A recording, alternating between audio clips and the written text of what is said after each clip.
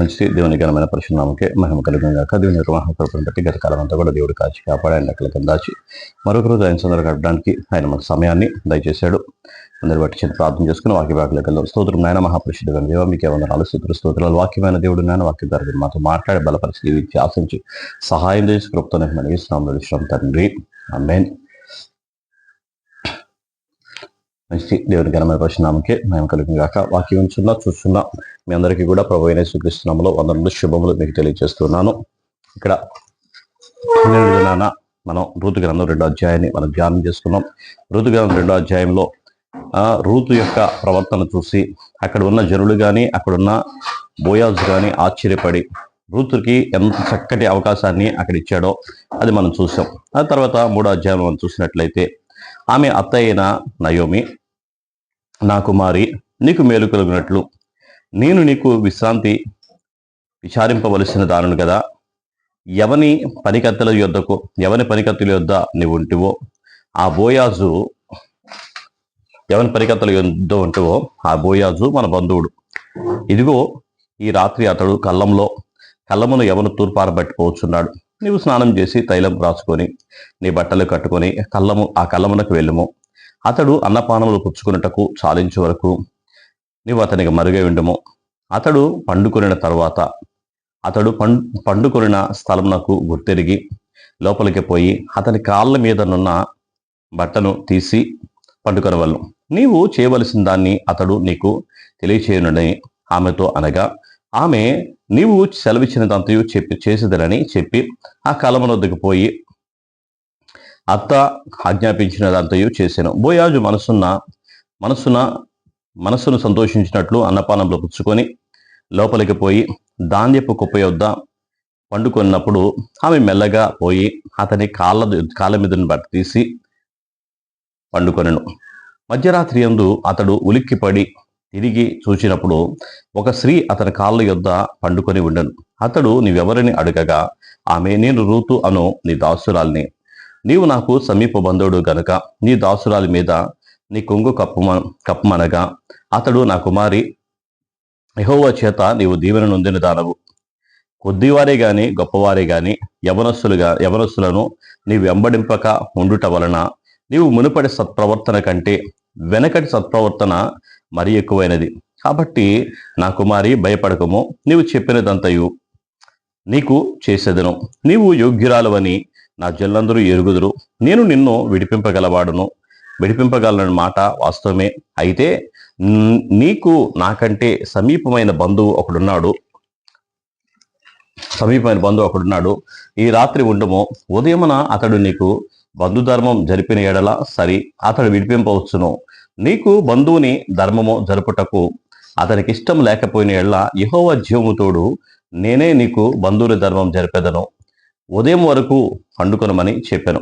కాబట్టి ఆమె ఉదయం వరకు అతని కాళ్ళ యొద్ద పండుకొనెను. ఒకరినొకడు గుర్తించుపాటి వెలుగు రాకముందు లేచెను. అప్పుడు అతడు ఆ స్త్రీ కళ్ళమునకు వచ్చిన సంగతి తెలియచేయకుడని చెప్పాను. మరియు అతడు, నీవు వేసుకొనిన దుప్పటి తెచ్చి పట్టుకొనమని చెప్పగా ఆమె దాన్ని పట్టెను. అతడు 6 కొలల యవలు పులిచి ఆమె భుజం మీద ఉంచగా ఆ పొరములోనికి వెళ్ళెను.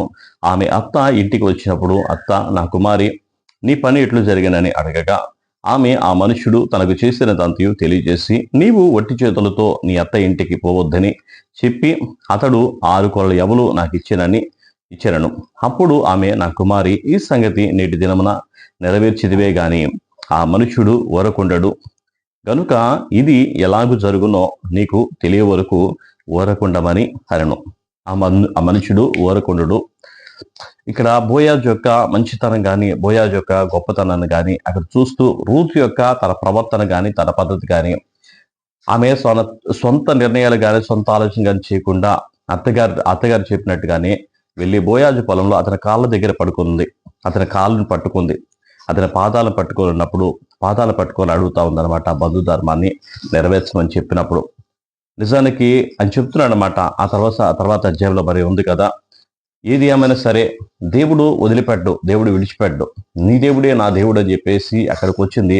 నిజానికి ఆమె మోయాబురాలు, మోయాబు యొక్క ఆ యొక్క ఆచారాలు కానీ, మోయాబు ప్రవర్తన కానీ, మోయాబు పద్ధతులు కానీ లేకుండా ఇక్కడ ఇశ్రాయేలు యొక్క వారి యొక్క పద్ధతి ప్రకారం, ఇశ్రాయేలు యొక్క వారి బంధం ప్రకారం జరిగించిన పరిస్థితి అంతా చూస్తుండగా దేవునికి లోబడిన ఒక విధానం కానీ, దేవుళ్ళలో ఉన్న పద్ధతి కానీ, ఆయన పాదాలు పట్టుకొని ఆయన పాదాల దగ్గర పడి ఉండడం కానీ, దేవుని పాదాలు పట్టుకుంటే ఆయన విడిచిపెట్టడు. దేవుని పాదాలు పెట్టుకుంటే ఎప్పుడు కూడా ఆయన విడిచిపెట్టడు. అదే నయోమి చెప్తుంది, ఆయన ఊరకుండేవాడు కాదు, ఆయన కంపల్సరిగా నీ పక్షాన గొప్ప కార్యాలు ఆయన చేస్తాడు.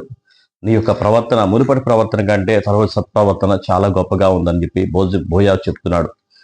నీకు అనేక మంది యవనస్తులు ఉన్నా నీ ఇష్టానుసారంగా నువ్వు తిరగకుండా నీ బంధువులు ఎవరో అది కరెక్ట్గా గుర్తెరిగి చేసిన పని ఏది మంచి పనో ఏది చేయాలో అది అడిగి తెలుసుకున్నందుకు మునుపటి ప్రవర్తన కంటే తర్వాత వచ్చిన సత్ప్రవర్తన చాలా మంచిదని చెప్పేసి ఆయన గుర్తెరిగి, బోయాజు ఎంత మంచివాడు అంటే అంత మంచివాడు. తన పొలంలోకి వచ్చిన ఆడపిల్ల గౌరవించడం కానీ, వాళ్ళని చాలా చక్కగా చూసుకోవడం కానీ, వారు ఉన్న ప్రవర్తన అంతా కనిపెట్టడం కానీ, అన్ని విషయాలు కూడా మంచి మన ప్రభు అయిన యేసుక్రీస్తు వారికి పోలినవాడు, అతని యొక్క మనస్సు కలిగిన వాడు. దేవుడి మాటలు దీవించి ఆశ్రయించిన గాక. చింతార్థం చేసుకుందాం. స్తోత్రం నాయన, మహాపరిశుద్ధమైన దేవ, మీకే వందనాలు, స్తోత్రాలు. మహోన్నత మహాదేవుడ, గొప్పవాడ, జీవం గల యేసయ్య జీవాధిపతి, మీకు వందనాలు. మా తండ్రి, మా దేవ, మా ప్రభువ, మీకే స్తోత్రాలు చేస్తున్నాం. మీరే మహిమ పొందండి. వాక్యమైన దేవుడు నాయన ప్రభువా, మీకు స్తోత్రాలు చేస్తున్నాం. మీ కృప, మీ దయ ఉంచండి. మీ పాదాలు పట్టుకున్న వారిని ఎవ్వరూ వదిలిపెట్టే దేవుడు కాదు నాయన ప్రభువా. వారి యొక్క అవస్థలన్నీ కూడా, వారి యొక్క అక్కర్లని, వారి యొక్క పరిస్థితులన్నీ కూడా నన్ను చూసే దేవుడు నాయన తండ్రి. మీకే వందనాలు, స్తోత్రాలు. మినుపు నాయన మేము దూరస్థలం అయినప్పటికీ నాయన ఇప్పుడు మీ సమీపస్థలం అయినట్టుగా నాయన ప్రభు, మునుపు చచ్చిన వారు అయినట్టున్నాయన ఇప్పుడు మీ జీవంతోనే మీరు బ్రతుకుతున్న వారు అయినాయన. మీ కృపలో జ్ఞాపకం చేసుకునే గొప్ప దేవుడు తండ్రి, మీకు స్తోత్రం నాయన. దేవదేవుడా మీకు వందనాలు, సర్వశక్తి మంత్రా మీకు వందనాలు అయ్యా తండ్రి. మీకే వందనాలు, స్తోత్రాలు ఇష్టం. మీరే మహిమ పొందండి, దీవించండి, ఆశించిన వాక్యం సూచన ప్రతి బిడ్డ కూడా నాయన మీ జ్ఞానంతో నింపడి, మీ ఆత్మను సహాయం చేసి కృపతో యేసునామములో నడుచున్నాం తండ్రి, ఆమేన్. అందరికీ కూడా వందనాలు.